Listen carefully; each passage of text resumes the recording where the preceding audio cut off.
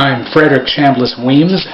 I'm going to read you a story I wrote in March of 1979, a little before my 19th birthday. A day at the bank. I shall surely be imparted towards an earthly limbo if I don't tell a single mortal of the time a friend of mine tried to have himself sent from all consciousness and being out of life. In his sensitivity, he decided to retire from some war in the hope that his absence would rid reality of a waste. I wished, the day of his attempt, to borrow his car.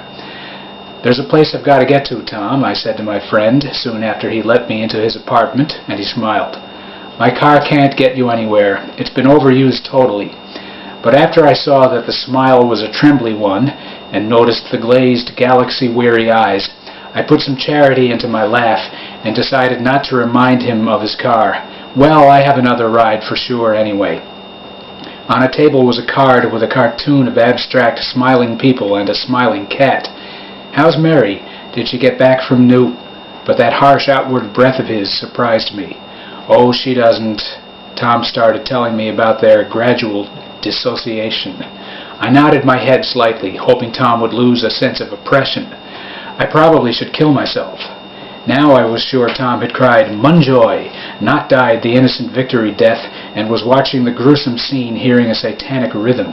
Even the best of us think of that sometimes. There's hope. No, every little thing is coming its way. For about 3 weeks, everything has been bad. Television depresses me. Television's been pretty bad lately, and art. I can't take those worried, unheroic guys who take your time up. I picked up the card of the cat and the people from Mary. "Tom, there's even something good in this. Put it down." I put it back on the table non-committally. I said, "Rest up. You'll find something worth living for." Outside the window I saw kids walking, throwing a basketball back and forth. "I should have been part of a gang," Tom said. "Well, Tom," and I stood up and stretched. "I gotta be going now," I said after I showed him that I had let his words seep in. "Now?" "I told some people I'd see them in about half an hour." "Well, Tom," and I shook his hand and was practically at the door when he said, "Dave, do you really have to leave?" I wanted to be with these people very much, but I had to help revive Tom's spirit. I came back and sat down, saying, "No, it's all right." When I called them up after Tom asked me to, he sat looking grateful for my warning them I wouldn't meet them, and depressed because the reason I gave was untrue. I hung the phone back up, and because I sensed he wanted to complain to me, looked him in the eyes receptively. Tom complained about many things now, about the past and the future and the present. "I hope you understand." "I understand." These sentences were spoken regularly, Tom's with a freshness of curiosity, mine I hoped with hope. Then he pulled a box out from under his couch and opened it. I saw a gun. About 6 feet behind him was a pantry hall. To his right, about another 6 feet away, was an open window. I sat in a chair across from him. Between us was a fold-out table. To my right, the couch faced the open window. There was a little kitchen in a recess behind me. Hanging above the couch was a print of a 19th century drawing of a small man tiptoeing away from a battle. 1 foot was beyond the edge of a cliff over a rocky river. The printer's name and address were written in boldface. "I got the license for this 3 months ago," Tom said, looking at me. He held the box in his hands a bit above the table. "I bought it yesterday." He reached into the box and pulled out the box of bullets. I didn't lean back or forwards. "Are those bullets?" "What do you mean? They're crucifixion nails." I thought the sound of my voice might keep him from acting. "What kind are they?" Tom put the gun box down and held the small box of bullets in both hands. Sometimes he'd move his thumb and I could see the ink rubbing off. "Well," he said, smiling, "they're the best for this sort of gun, that's what the guy said. They're pretty shiny too, see?" And he opened the top and tilted the little box a bit so I could see. I leaned over to see, and they were shiny. There were little holes in the flat parts, and I asked him what they were for. "I don't know. Maybe there's a little metal stick that pushes into them and shoves off the bullet." "Do you think so?" "Well, maybe. But not all the bullets are here, though." "You mean you were ripped off?" He looked as if he were a religious convert who'd been asked if God were the creator. "No," he shouted. "I put them in." I tried not to seem petrified, but I couldn't move anyway, or think of anything to say. Tom leaned his elbow on the table and put the little box down. With his other hand, he lifted out the gun. I leapt back, and my chair tipped almost all the way over as I stood up. Tom was completely still, looking up at me.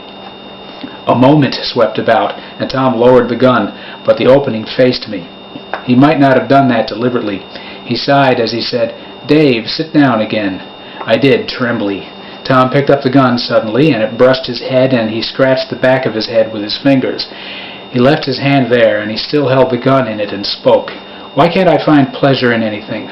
Why can't I walk down the street without wondering what the people would like to see done to me? Why is this, and why is that?" Slowly moving the gun in circles in the air, Tom hunched over and leaned his other elbow on the table. "What's the point in going on?" I tried not to sound scared as I said, "There's always hope." He threw the gun into the box, shouting "No," and pushed the table at me. He left his chair and walked around the room with his hands together behind him. Once he had his back to me, I slid the box over to my side and put it under my chair. "Never give up, Tom." I hadn't thought I should not interrupt him. "Why not?" he said in an honest voice. I think he was watching things on the street. "Because this happens to everybody." I wondered why the gun hadn't gone off. "What, they kill themselves?" Something outside sounded like an explosion, and Tom said, "What?" and leaned out the window with fascination on his face. I heard a car door shut and two people calling to each other. I was about to go to the window when Tom said, "She got a flat tire," and he laughed. I put my feet together to cover the box. Still staring outside, Tom said, "The lady's trying to get the kids away." I was feeling tired. "Hey, lady, it's getting a little dark." "Sorry," he shouted. I quietly brought the box to my lap and pulled out the gun which had been so insensitive and pointed it at him. Tom hit the windowsill with his hand and closed his eyes. Not a smile out of her. He faced me. "What does she want?" "Do you believe in God, Tom?" "What?" And he opened his eyes. I kept the gun trained on him with more skill than someone in a holy war. When Tom was at the end of the pantry and I leaned back on his apartment door, I said, "All right, Tom, I suppose you do now. Soon you won't bother people, and this way you'll actually deserve association with those two intersecting lines." I was hoping he'd love life after it was over, and that he'd decide not to consider forsaking himself again. After preparing myself for a hollow click and Tom's shout, I pressed the trigger and was flung back on the floor. The gun fell to the floor, and another shot went off, putting a hole into the wall. I ran over to him. "Tom, don't touch me." "Did I hit you?" He swung his arm to hit me on the head, but I moved out of the way. As he moaned, I saw the man in the old poster dangling by a strip, and the general on horseback didn't have a hat anymore. He still looked surprised. "Are you all right?" He stood up under a shelf and banged into it and fell down again. "Now I'm not." The man over the cliff fluttered to my feet. I stood quietly for a while and asked Tom if I'd hit him. He didn't move. "No." "I didn't think you actually had bullets in it." "You scared me to death there." I sat down on the floor. "Dave," he said, "should we fix the lady's flat?" We laughed all the way to the street. The lady had a "Hello, my name is" sticker on, and when she saw us, she said, "Good has won out."